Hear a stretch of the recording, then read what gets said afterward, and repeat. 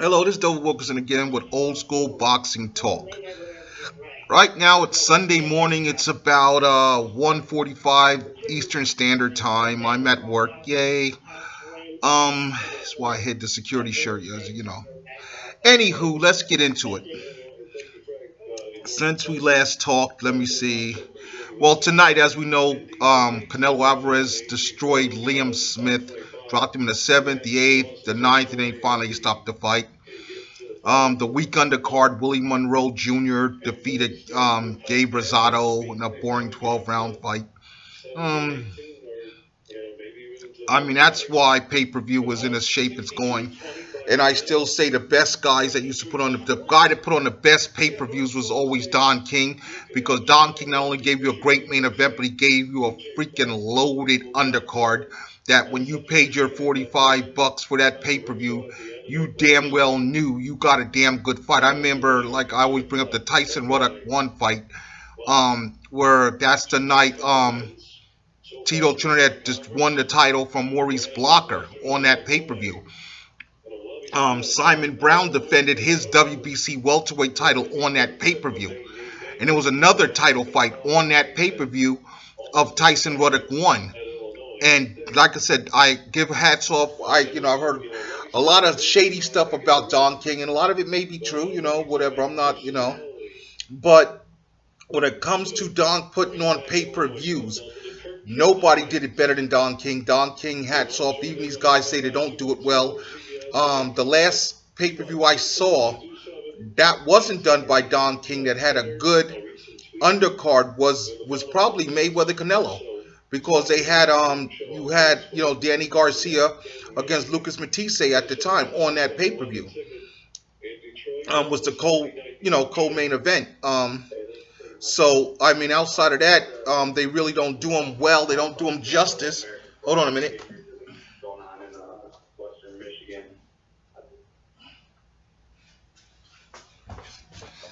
Okay, I'm back. And I just think that that's why pay-per-view's in the trouble it's in. I think that honestly, the Mayweather Pacquiao fight, while the main event was good, you could have done more with that undercard than you did,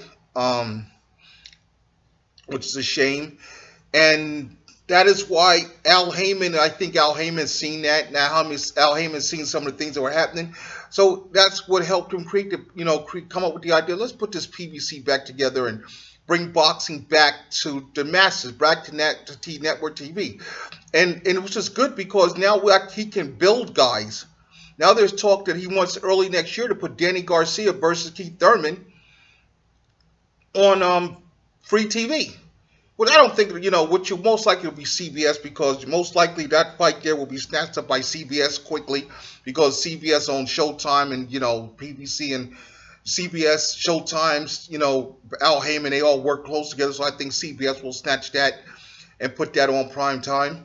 What I'd like to see is output of night together. If you do that, I would like to see Al put not only Thurman and Garcia, but maybe put if you put that fight together, maybe just maybe if you can get Sean Porter in something this year, get Andre Berto in something this year, give them both a win. Hey, put Andre Berto versus Sean Porter on the undercard. Or what the hell, since you have all this mixing and matching and you work with Top Rank, hell, there was talked about Sean Porter versus Timothy Bradley. That would be a good fight to put on there as well. Put Andre Berto in with Earl Spence, who should be the IBF champion by that time. Or maybe it'll be for the IBF title. I don't know, unless he's going to fight Lamont Peterson. But I think you make a night of welterweights, 4-bout card, headlined by Thurman versus Porter. I'm sorry, headlined by Thurman versus Garcia, unification, and you have Earl Spence versus somebody credible in the co-main, a nice strong support in Porter versus Bradley, and then you have Andre Berto versus somebody qualified, maybe an Andre Berto Robert Ghost Guerrero rematch. The first fight was good, maybe to have those guys rematch. Because Andre Berto wants to avenge some of these losses. Hey, Robert the Ghost Guerrero, hey, you might need a dance partner, but this will be a good showcase. You know, Guerrero versus Berto. You know, have young Spence on there, and you have, you know, Spence. You know, you have all the welterweights, some of the top welterweights on there. I mean, maybe what the hell? By the time that fight comes around, maybe you get the Jesse Vargas, Manny Pacquiao winner. Put them on there, because look, the way things are going now. Let's be honest. Manny Pacquiao's whole career was built up on Floyd Mayweather. They used Floyd's name to build up Manny Pacquiao. This is the anti-Floyd. This HBO's whole thing was, and Manny Pacquiao was the quote-unquote anti-Floyd. And they used that whole premise to build Manny Pacquiao up. Now that Floyd did what everybody knew, every smart boxing fan knew was going to happen, he outboxed and schooled Manny. HBO just dropped Manny Pacquiao because they didn't want the Garcia fight. Manny Pacquiao didn't want the Vargas fight. HBO wanted Manny Pacquiao versus Terrence Crawford. Manny Pacquiao's people's like, we're not fighting Terrence Crawford. But let's see what happens with Manny Pacquiao versus Jesse Vargas. If Jesse Vargas wins, hey, you know what? Put him on there. You know, let's have this tournament of the welterweights, and you know, come out of the year, start the year off with a bang. You know, you have Garcia and Thurman unifying. Maybe. I mean, Jesse Vargas. Let's say Jesse Vargas retains. By some deals, Jesse Vargas retains. Throw his ass in there with young Spence. If he's a champion, IBF champ by the time. Throw his ass in there. Throw young Spence in there with Jesse Vargas.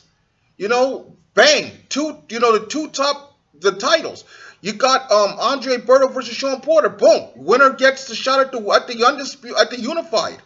You know, or maybe winner will get a shot at one of the belts down below. You got, you know, Porter and Bradley. That's an elimination fight for either the winner of the whole ball of wax, or maybe one of them fights, you know, the winner there. Berto and Guerrero, same damn deal. You could put together 4 big fights, put them on network TV on the same night, make a night of boxing that would be brilliant. And we're talking about this thing could possibly do big numbers. Almost, I'm not going to say Super Bowl number, but I could say it'll great. If Keith Thurman fighting Sean Porter did a 6.0 rating, imagine what this whole card is going to do. We could possibly get a 10, maybe a 12 out of this whole card. You know, we're not going to get 23, 24, 25. We're not going to Super Bowl numbers. But I think we can get at least a 12 to 14 out of this card. If they do it right, build it right, promote it right, and to fight these kind of fights, because you got good fights. Keith Thurman versus Danny Garcia, you know what you're getting there. Earl Spence did a 6 on his own, fighting okay, maybe it was because he was piggyback off of the Olympics. We'll find out though. Earl Spence, if he's fighting for a title, if he has the title already, him fighting Vargas, if Vargas beats Pacquiao, shit, that's a damn good fight there. You know, that's a damn good fight. That's a co-main event, because Vargas, if he beats Pacquiao, shit, now he's a bit of a name. Throws himself in his, you know, even I might remember his name then, because I have a hard time remembering Jesse Vargas' name. No disrespect, Jesse. It's just, you know, when I think of the welterweights, you just, it is what it is. And then, okay, so then you throw that there. Then you turn around with Sean Porter and Timothy Bradley. And then you open the night up with Robert the Ghost Guerrero versus Andre Berto. Come on, man. That's a freaking... even the casuals will like that fight.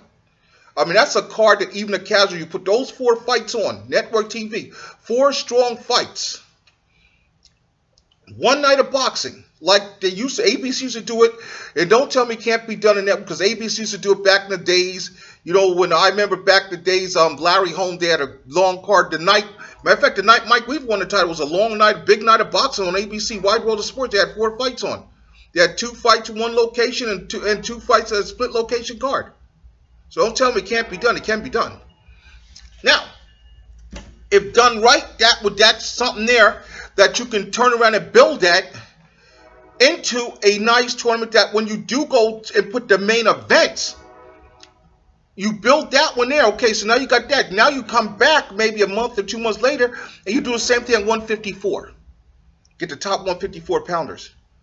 excuse me, put them together. So when you do now go to pay-per-view, you're going to pay-per-view to unify the welterweight and the junior middleweight titles. Ooh, big pay-per-view.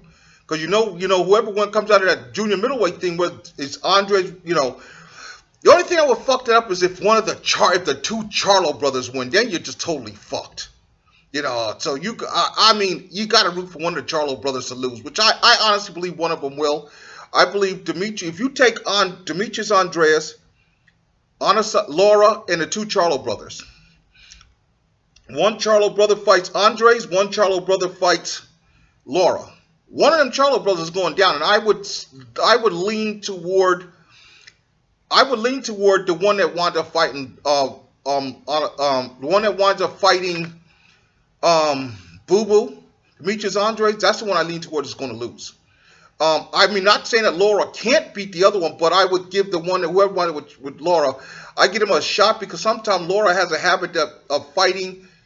He'll fight the fight, but sometimes Laura gets lazy and he could, cost himself. Now, that's what's going on. That's what could be the future boxing next in 2017. Al Heyman, I guess Al Heyman and Bob Arum. You see where things are going. Maybe Bob Arum, you get off your arrogant horse and you jump into with Al Heyman. And honestly, I wish Don King would get the hell back into business full time. Because trust me, folks, if Don King got back to business, we're really going to some fireworks then. Because Don King gets a bunch of fires together. Don King, we're going to some fireworks then. The odd man out in this whole situation seems to be Golden Boy. And that's the fault of Oscar De La Hoya. Because Oscar's an ass. Plain and simple. As a fighter, I have nothing but the uttermost respect for Oscar De La Hoya. Great fighter. As a person, a businessman, not the brightest bulb in the pack. And I don't like his tactics. I don't like his business practices. Okay. Enough about that. Now, one of the things we're going to talk about, I want to get into, aside of what I've already talked about, is last week's fight between Gennady Golovkin and Kell Brooks. There was a lot of conversation going on and a lot of things were being said, and I listened to the legitimate boxing media, not that crap on ESPN and Dan Rafael or HBO's boys, but I'm talking about Dante's Boxing Network. I'm talking Moya Bain 74. I'm talking about black fight fans. I'm talking about, Ticket TV. I'm talking about 7-8 Sports. The legitimate boxing people, the legitimate boxing experts that are out there putting it down. I watch the site. I listen to what they have to say because these guys come with things. They come with facts. One of the things that was funny to me that came out was something that I had a video earlier where I talked about the bait and switch, where Eddie Hearns and Tom Loeffler collaborated to screw Chris Eubanks Jr. and lied to you people saying Eubanks Sr. priced himself out of the fight. No, they screwed him. And one of the reasons they gave you the bait and switch, we're going this way, because remember, Danny Garcia was Jesse Vargas was a victim of this too. Jesse Vargas was supposed to fight Kell Brooks in the unification fight. Chris Eubanks Jr. was supposed to fight Gennady Golovkin. So how the fuck do we get from this fight here happening here and this fight here happening here? How do we get to how do we get to the fact that now Jesse Vargas is going? He's fighting Manny Pacquiao, who was never in the question, and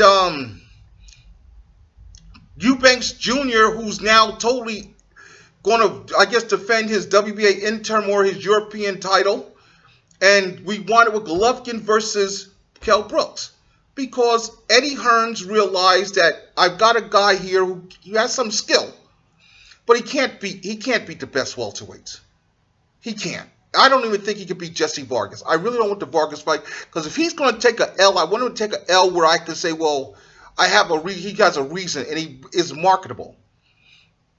And I can get two big fights out of him before, he fades away into obscurity. So what happens? Oh, I lie to Eubanks. I lowball Eubanks soon. You lowball Eubanks Sr. I'm going to screw up Bob Arum and his guys. We're going to push them out. Then we're going to put Kell Brook versus Gennady Golovkin. Hey, big. Because for Eddie Hearn, just like if my kid loses, I say, well, he was a welterweight. He went up to middleweight, and he put up, the fact that he was willing to take the challenge of going up 2 weight classes. And he loses, I don't lose face. But if he goes and gets smashed by Earl Spence Jr., well, come on. I'm done. So I go up there and I make the fight, and Eubanks Jr. gets screwed. Eubanks Jr. really got screwed because he has no good dance partner.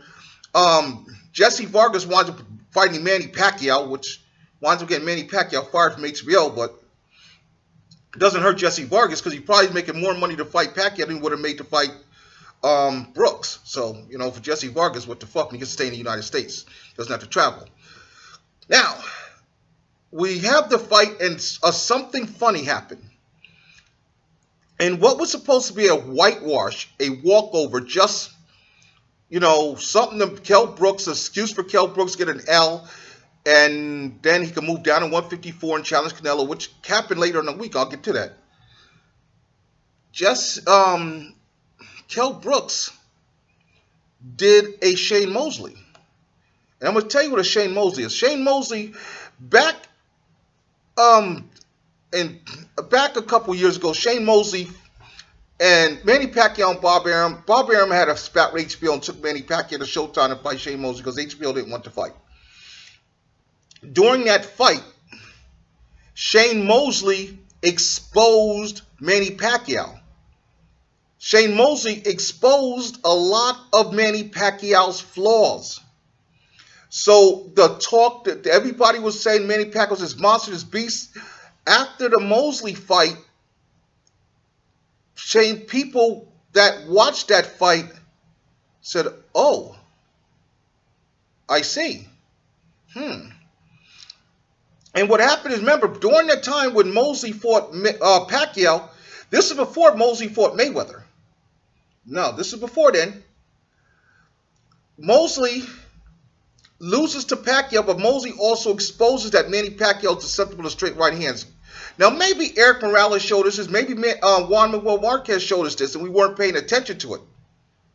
But Shane Mosley hitting Manny Pacquiao with a right hand anytime he chose to made us stand up and take notice. We go, whoa. And we started saying, hold on, what is Mayweather's favorite punch? Lead right hand. And Manny Pacquiao, what punch does Manny Pacquiao get? Man, if you hit him with, if you miss it with a straight right hand, Manny Pacquiao gets pissed off. I better reevaluate this Mayweather-Pacquiao thing. Now, at this point in time, I always looked at 2 fights. I always felt that Floyd would beat Manny. Now, up until Floyd fought Mosley, I was not the biggest Floyd Mayweather believer. I did not believe a lot in Floyd Mayweather. I respect who he fought, but I wasn't quite there with Floyd. Floyd Mayweather won me over in round 2 of the Mosley fight when he got nailed. And I was rooting for Shane Mosley in that fight. Every time I picked it, the motherfucker's undefeated, so every time I picked against him, I lost, which is I'm 0-2 betting against Mayweather. Corrales and Mosley. Okay, I'm 0-2. But in that second round, when Mayweather got through that second round and then went on to win the next 10 rounds to totally beat Shane Mosley, I gained newfound respect for Floyd Mayweather. I gained respect for Floyd Mayweather I didn't have going into that fight. Because Floyd Mayweather had shown me something. He showed me he was hurt. He showed me he can deal with adversity. And he showed me that maybe he was what he was claiming to be, the best fighter in the world today. That TV shit, no. There are too many guys that I could list that I believe are better than Floyd Mayweather all time. Anyways. So, in that fight, though, getting back to my train of thought, the Shane Mosley exposed Manny Pacquiao. Last week, Kell Brook exposed Gennady Golovkin. Kell Brook showed us that Gennady Golovkin, we knew Gennady Golovkin, well, we thought that if Gennady Golovkin it gets pressed to go backwards, you can't fight going backwards, and most of those European fighters can't. But what we also learned against Kell Brooks, with the help of Kell Brooks, we learned is that Gennady Golovkin, when you hit him, he freezes up. He doesn't know. He's a guy that, as long as everything's going his way and he's offensive, he's landing a shot, he's good.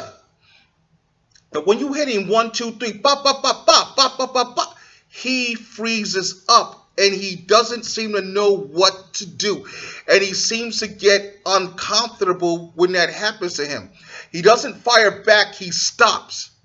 And he has to cover up. He has to reset. He has to think, whoa, what the fuck?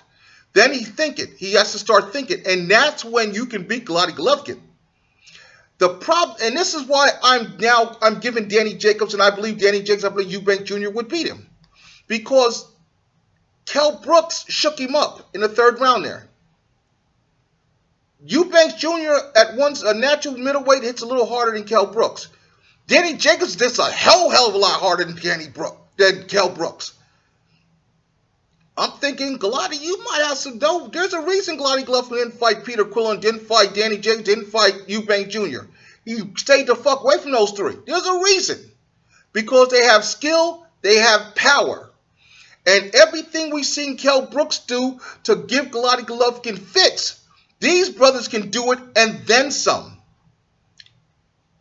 So the problem for Gennady Golovkin, and I would not be surprised if it happens, is when the WBA orders these mandatory fights with Danny Jacobs and with Eubanks Jr., I would not be surprised if for some odd reason Gennady Golovkin decides to let the WBA belt go.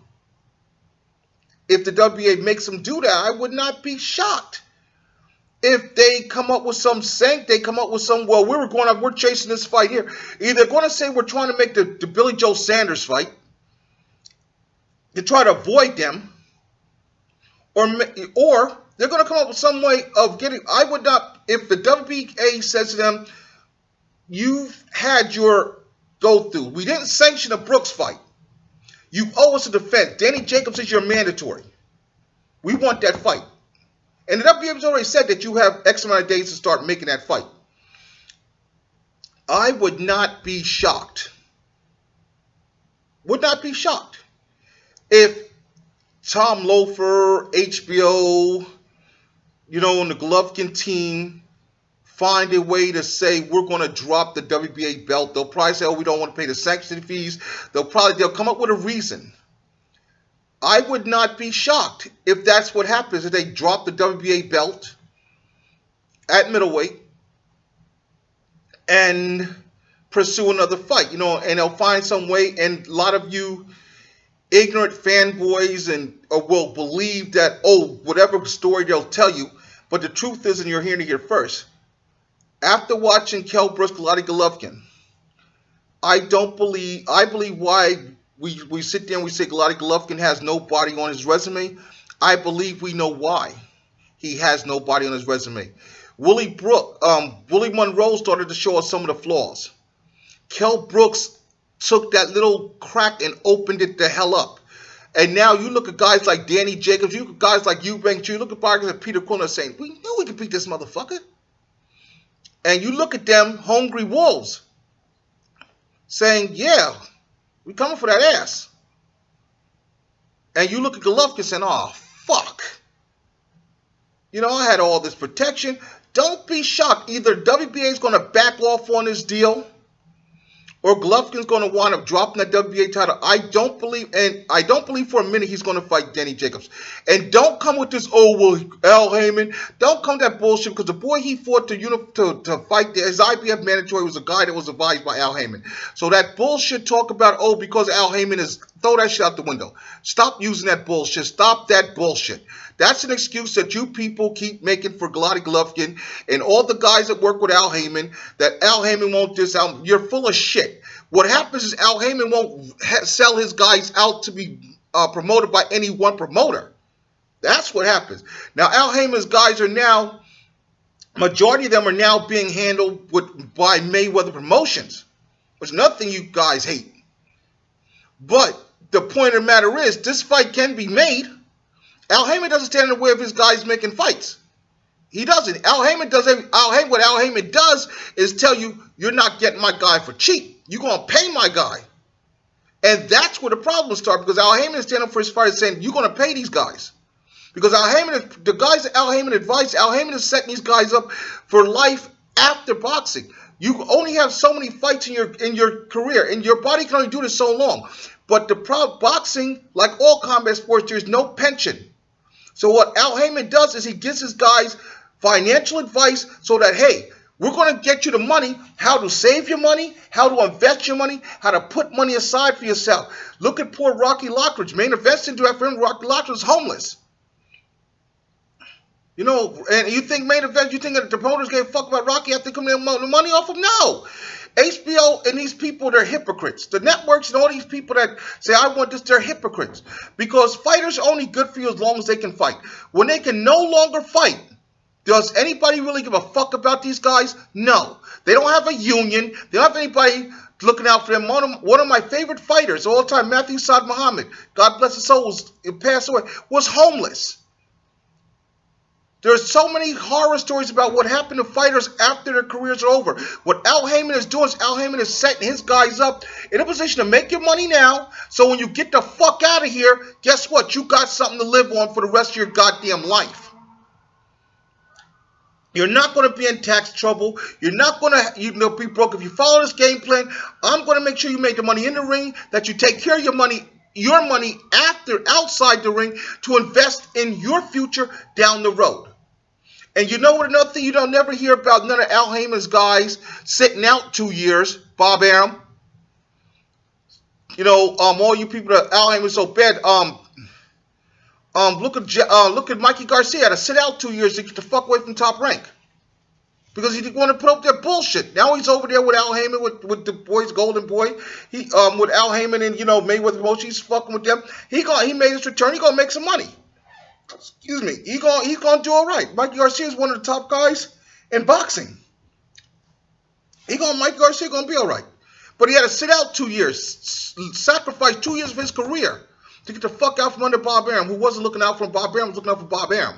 And that's the thing about you promote, that people sitting there say, you know, you guys got all mad and hate Floyd because Floyd knew the game. Floyd knew that HBO, Bob Arum, and all these promoters don't give a fuck about themselves, that you were a commodity. You're nothing more than a stock, a commodity. As long as I can get something out of you, I'm with you. When I can no longer use you or no longer get anything out of you, I don't have nothing for you. Goodbye. Get out of here. You're yesterday's news. Floyd knew that, so Floyd said, okay, I'm not going to play by your rules. I'm going to take your rules, your system, and flip it on its head, and you're going to play by my rules. And I'm going to beat you at your own game. I'm going to turn it around now, sir. You have no power. I have the power. Since I'm the commodity, you need me. I don't need you. I'm going to turn around. And he did. Now, and they, of course, HBO and them, they got y'all hating Floyd Mayweather. Oh, because you're not smart enough to separate Floyd the man from Floyd the fighter. You're too ignorant. You don't think about there's two different things. You don't have to like Floyd Mayweather the man, because I don't like Floyd Mayweather the man.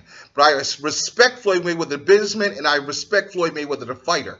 I separate them from each other. So when my thoughts on Floyd Mayweather are not Floyd Mayweather the man, I think about Floyd Mayweather the fighter, and I respect the fighter. And I respect Floyd Mayweather the businessman because he was smart. He turned the game on its head, and he showed these young fighters this is how it is. This is what you can do. And Al Heyman comes along with that and says, hey, we don't have to go that route to that extreme, but I'm going to make sure when you would get advised by me that you get the fight you want, you make the most, you maximize your potential, and I'm going to show you how to take care of your money outside the ring, so that when you're done and you walk away from this shit, you have something to fall back on. Now, okay, got away from my train of thought there because, you know, sometimes I read shit and people say shit and it just pisses me the hell off, so I have to go on a bit of a tangent there. Now, as far as, like I said, the Golovkin thing, from reviewing the Brooks fight and going back and remembering the Pacquiao-Mosley fight, I personally believe that Golovkin is not going to fight any of the top middleweights if he can help it. Like I said, I would not be shocked if that belt is vacated. Now, another thing that came out, I think I heard it on 7-8 Sports, or Ticket TV, one of them, was that HBO is now interested in Kell Brooks. Shocker. And they now are talking about Kell Brooks versus Canelo Alvarez. I believe when I did the bait and switch video, I told y'all this was the game plan. I told y'all this was the game plan. You know, a lot of people say I hate to say I told you so, but I told you so. I don't hate to say I told you so. I told you so. I knew this was a money grab from the very beginning, a way to get Kell Brooks out of the welterweight division and save face, which he did. And now he can go down to 154, and he's going to challenge Canelo, which HBO will approve, for a big pay-per-view fight. And of course, being that Canelo just beat Liam Smith tonight means that most likely that WBO title will stay with Canelo. Canelo will hold on to that and then probably vacate it after he fights Brooks. So then Kell Brooks can then turn around and find an easy path to fight for the WBO title. Because most likely he'll defend it against Kell Brooks. Kell Brooks should put up a credible showing for himself. He just might be more competitive, but I think Canelo will break him down and beat him in the end. And then Kell Brooks will put himself in position to maybe fight Smith for that vacant WBO title, because they're going to try to keep it away as far away from Demetrius Andres and the real good guys as they can. So HBO will try to keep a portion of that title if they're going to keep Kell Brooks. They'll keep that WBO junior middleweight title, and they'll try to dabble in the junior middleweight division. You know, that's what they'll try to do. They'll try to dabble there, and probably they'll probably somewhere down the line try to make the Amir Khan Kell Brook fight for that WBO junior middleweight title. That'll probably be the plan for later on down the road, maybe maybe early 2018. Because we know Amir Khan's going to be out all of 2017. So Amir Khan will probably, or to most of 2017. So if Amir Khan does come back, he'll probably have a tune-up at. I don't believe Amir Khan's going to fight Danny Garcia for the welterweight division title. I don't think Amir Khan's going back to 147. I think the path is being paved for Amir Khan and for Kell Brooks to make their fight in London for HBO to, you know, they'll do pay-per-view in London. HBO will do a big event here, and what they'll do is most likely Kell Brooks will get beat up again by Canelo Alvarez. Yay. At 154. Yay. Amir Khan should maybe by that time have a tune-up fight to get himself in shape. Kell Brooks will somehow wind up winning the WBO junior middleweight title. Yay. Amir Khan will somehow wind up on his way to becoming the #1 contender for said WBO title. Yay. And Kell Brooks will fight Amir Khan sometime in 2018 in London and be a big pay-per-view fight overseas there. It'll be HBO will have, you know, they'll get some numbers out of it here. And, you know, I don't really give a damn who wins that fight. I don't. But the point is, that's the plan. And then, of course, will we see Canelo Golovkin? I don't think so. I don't think so. I think Canelo will be making his way back to middleweight. I think by the time Canelo makes his way back to middleweight, Golovkin will be trying to find an escape hatch to another weight class. Probably because the WBA title at super middleweight is so sketchy. I wouldn't be shocked if Canelo finds a way to jump in there and grab that belt, because everybody up there is being pushed aside. The competition is real limited. They can protect him with that WBA belt. And Canelo and HBO, they can all scream about, oh, we want the best, by staying away from the best guys out there. And I don't think it happens. Now, I could be wrong. Now, like I said, I could be wrong. But I don't think the Canelo Golovkin fight happens. I think that Golovkin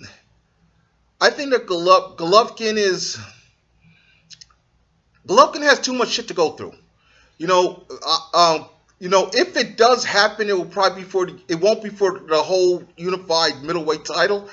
I don't believe Golovkin will have hold of the WBA title by the time that fight happens, and unless the WBO and the WBC make either